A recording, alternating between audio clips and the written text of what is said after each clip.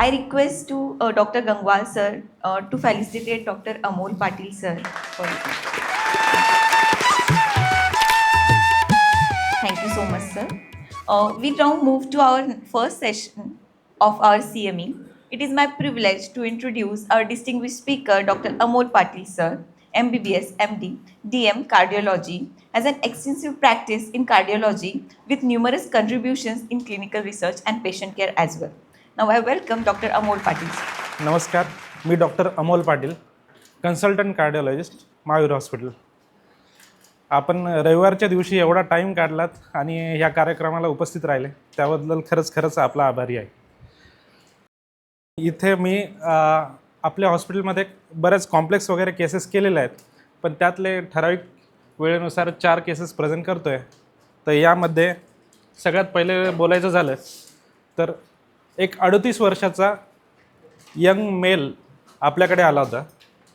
तर त्याला extensive anterior wall एमआयसाठी outside परभणीच्या आसपास तिकडं थ्रोम्बोलाइज केलं आणि तिकडे अँजिओग्राफी केली. अँजिओग्राफीमध्ये असं आढळलं की त्याला तिन्ही वेसल्समध्ये ब्लड ब्लॉकेजेस होते.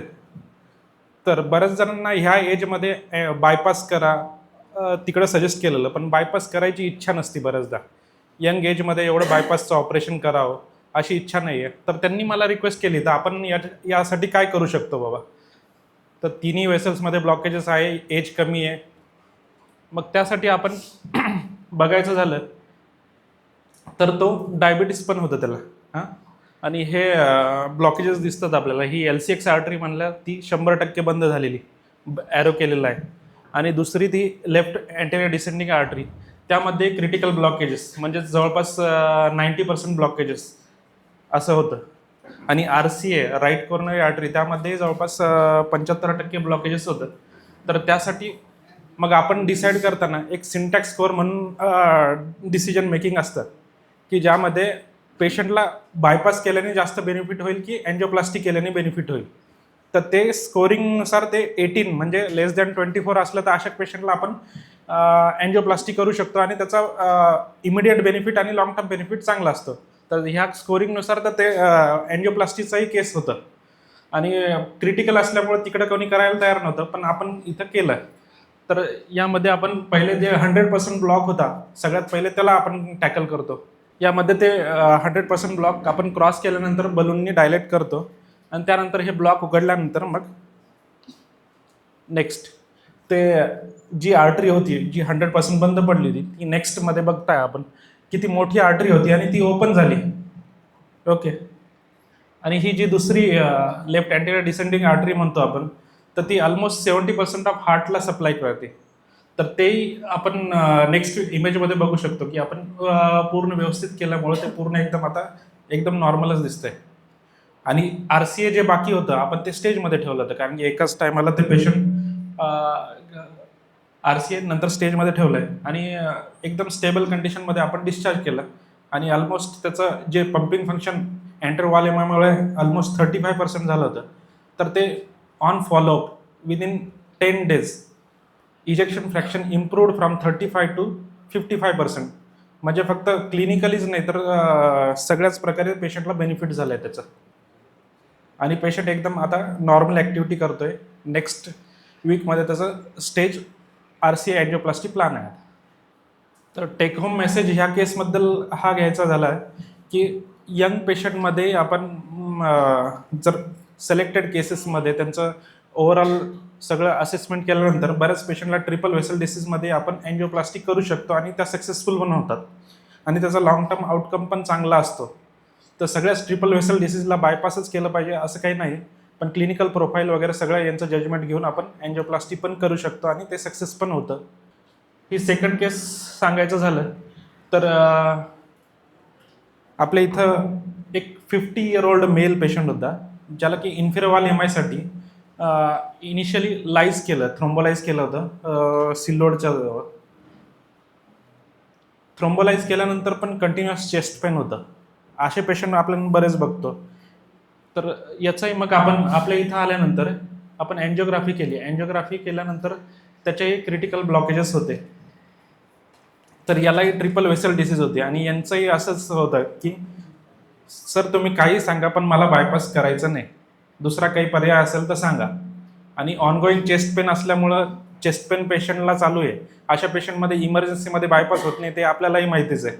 तर मग याचंही आपण क्रिटिकल ट्रिपल वेसल डिसीज जसं की LAD याचे ऑलमोस्ट 90% ब्लॉक दिसत आहे, LCX पण दिसत आहे ऑलमोस्ट 90 सेकंड इमेजमध्ये, ते क्रिटिकल 90% ब्लॉकेजेस आहे. आणि हे RC आहे ते ऑलमोस्ट 99% ब्लॉकेज.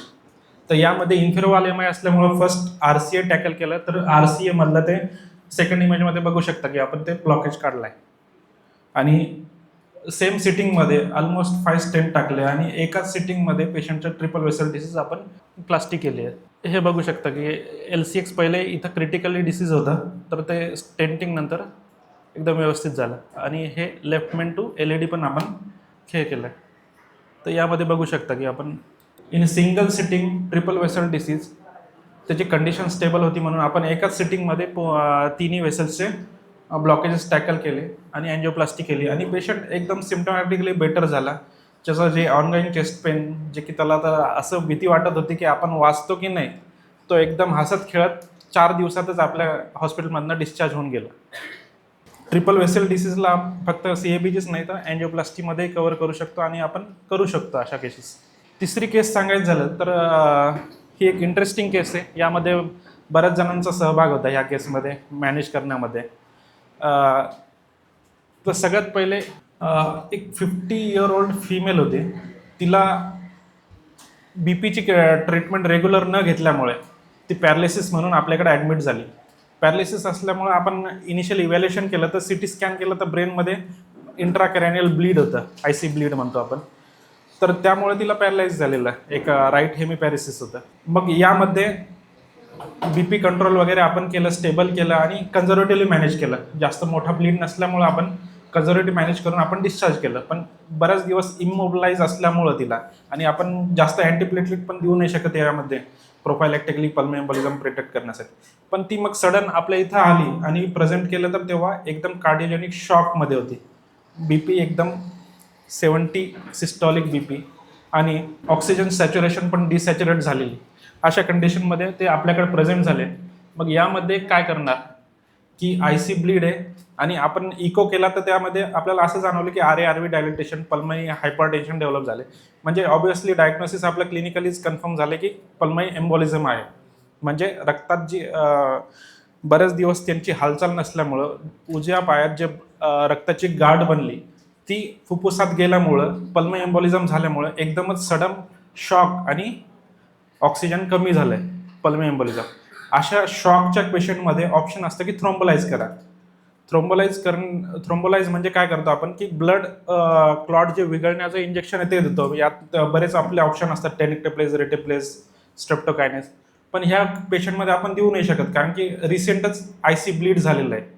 IC ब्लीड झालेल्या पेशंटला आपण लाईज केलं तर मग ते पल्मोनरी एम्बोलिझमने वाचले तरी ते IC ब्लीडमुळं एक्सटेंड झाल्यामुळं ते मरू शकतात. मग दुसरं ऑप्शन काय तर याच्यात मेकॅनिकल थ्रोम्बेक्टॉमी आपण करतो. मेकॅनिकल थ्रोम्बेक्टॉमीमध्ये आपण फ्युमरल व्हेन थ्रू कॅथेटर टाकून right atrium, right ventricle, pulmonary आर्टरीपर्यंत जाऊन मग तिथून थ्रोम्बस सक्शन करतो आपण. तर तसं आपण यांचं थ्रोम्बोसक्शन केलं होतं. हे इथं आपण पहिले चेक शूट केला. इथलं right middle lobe pulmonary artery काहीच फील होत नव्हती. यात आपल्याला दिसतंय काय ब्लड सप्लायच नाही. अप्पर लोब आणि लोअर लोबमध्ये ठीक आहे, पण मग मिडल लोबचं हे आपण थ्रोम्बोसक्शन केल्यानंतर पूर्ण हे एवढ्या एरियाचा तिकडं पूर्ण टोटल बंदच पडलेली होती. तर हे ओपन केल्यानंतर हे सुरू झालंय. तसंच लेफ्ट साईडचंही तसं लेफ्ट लोअर लोबची टोटल ऑक्लुजन होतं यांचं. इथं दिसतंय तुम्हाला फक्त अप्पर लोबच भरतंय, खालचं काही ब्लड वेसल्समध्ये ब्लड सप्लायच नाही टोटल क्लॉट असल्यामुळे. आणि ते नंतर थ्रोम्बोसक्शन हे थ्रोम्बोसक्शन कॅथेटर आहे. त्यानंतर चेक शूटमध्ये आपण दिसतंय की पूर्ण आर्टरी ओपन झाली आणि ते ब्लड सप्लाय सुरू झालं.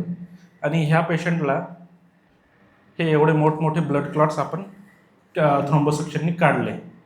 आणि विदिन 4 आवर्स म्हणजे ज्या पेशंटचं BP एकदम कमी होता आणि ऑक्सिजन डिसॅच्युरेट झालं होतं, तो विदिन 4 आवर्स नॉरएड्रेनालिन इन्फ्युजन पण बंद झालं आणि ऑक्सिजन O2ची रिक्वायरमेंट बंदच झाली. म्हणजे सडन ड्रास्टिक इम्प्रूव्हमेंट म्हणतो आपण, तसं म्हणता येईल याला. ऑलमोस्ट यामध्ये मग आपल्या सगळ्या क्रिटिकल केअरचं हे सगळ्यांचाच सहभाग होता. सडन डायग्नोसिस आणि लवकर ट्रीटमेंट सुरू करणे आणि त्यानंतरची पोस्ट ऑफ केअर तेही खूप महत्त्वाचं असतं. तर आपल्या इथं ते फिजिओथेरपी, तसंच आयुर्वेदा डिपार्टमेंट, तसंच क्रिटिकल केअर, मयूर मॅडम, ह्या सगळ्यांच्या इन्व्हॉल्वमेंटनी हा पेशंट एकदम व्यवस्थित होऊन डिस्चार्ज झाला आपल्या इथं. चौथी केस सांगायचं झालं तर ही एक युनिक केस आहे. म्हणजे almost 40 year old mail patient, जो की त्याला राईट आर्म आणि राईट लोअर लिम्ब याचा पोलिओ होता.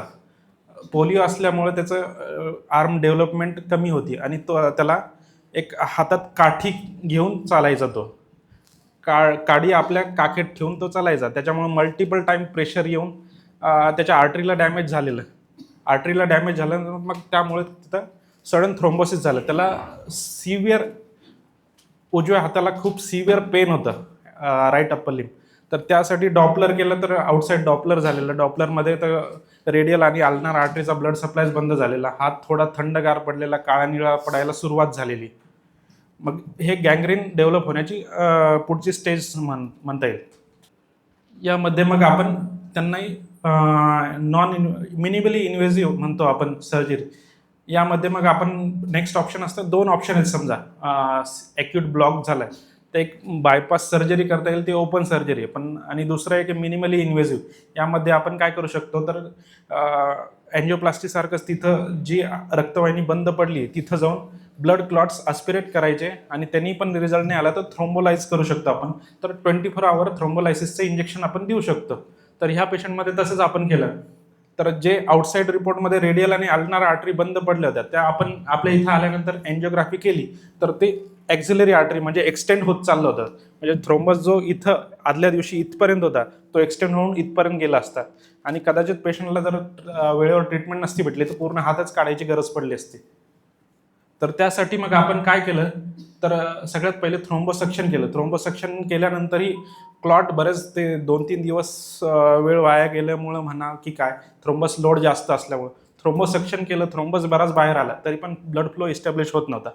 मग त्यासाठी आपण एक चान्स घेतला की 24 आवर थ्रोम्बोलायसिस टेनेक्टप्लेसचं इंजेक्शन त्या कॅथेटर थ्रू दिलं आणि हे तेवढ्याच जागेत दिल्यामुळे जास्त डोस द्यायची गरज नसती आणि ते लिमिटेड तेवढ्या एरियातच ॲक्ट करतं. म्हणून त्याचे साईड इफेक्ट जे आयसी ब्लीड असतात त्याचे चान्सेस खूप कमी असतात. जे की आपण सिस्टमिक थ्रोम्बोलायसिस करतो ज्याच्यामध्ये डोसही जास्त द्यावा लागतो आणि ते पूर्ण सिस्टीममध्ये ॲक्ट होतं, त्यामुळे त्याचे रिस्क ऑफ आयसी ब्लीड जास्त असतं. तर यामध्ये आपण कंट्रोलमध्ये तेवढ्या आर्ममध्ये दिल्यामुळे कमी डोस द्यावा लागतो आणि एक्सटेंडेड टाईम देऊ शकतो. ह्या तिन्ही ॲडव्हान्टेजेसमुळं आपण कॅथेटर डायरेक्टेड थ्रोम्बोलायसिस केलं. तर यात हे 24 तास इंजेक्शन दिल्यानंतर सडन पेशंटला इम्प्रूव्हमेंट तर झाली. जो कोल्ड लिंब पडला होता तो तर वॉर्म वाटायला लागला. पेन विदिन 6 to 8 आवर्समध्ये सेटल झालं आणि पल्स पण बऱ्यापैकी पाल्पेबल झाली. तर पेशंटचा हा हातही ॲम्प्युटेशनपासून वाचला आणि सिम्पटम रिलीफ तर झालेच आणि त्यामुळे पेशंटला एक वेगळ्याच लेवलचा कॉन्फिडन्सही आला आणि ते हे क्रोनिक तो काठी वापरायचं त्याच्यामुळे त्याच्या हाताला क्रोनिक इस्केमा होता, पण त्याला काही ते डायग्नोज नव्हतं झालं. त्याच्या ॲक्च्युली हाताची बोटांची मूवमेंट ही 6-7 महिन्यापासून कमी झालेली, पण त्याला ते जाणवत नव्हतं. म्हणजे की ऑटोमॅटिकलीच आपली ॲक्टिव्हिटी त्यांनी कमी करून घेतलेली. पण हे थ्रोम्बोलायसिस केल्यानंतर याच्या इफेक्टमुळे ते बोटांची मूवमेंट त्याला नंतर रिगेन झाल्यानंतर त्याला कळालं की अरे आपल्याला खूप दिवसापासून त्रास होता, पण हा ॲक्युटली वाढल्यामुळे ते रेट्रोस्पेक्टिव्हली त्याला कळालं की आता इथून पुढं त्याचा फायदा होईल आणि त्याला आपण मग नंतर इथून पुढेही ते थ्रोम्बोस होऊ नये म्हणून लॉंग टर्म अँटीकोॲग्युलेशनवर ठेवलं आहे. तर हे सडन इम्प्रूव्हमेंट हे पॉसिबल होऊ शकतं अशा पेशंटमध्ये. तर यालाही मिनिमली इन्व्हेजिव्ह म्हणजे ॲम्प्युटेशनच्या अगोदरही आपण काही ऑप्शन देऊ शकतो आणि ओपन सर्जरीशिवायही हे मिनिमली इन्व्हेजिव्ह ऑप्शन्स आहेत आपल्याकडे बरेच आणि ते आपण करू शकतो आणि असे सक्सेसफुल पेशंट आहेत आपल्या इथं. तर यातून मला हेच अशा मल्टिपल केसेसमधनं आपल्याला सांगावं वाटतं.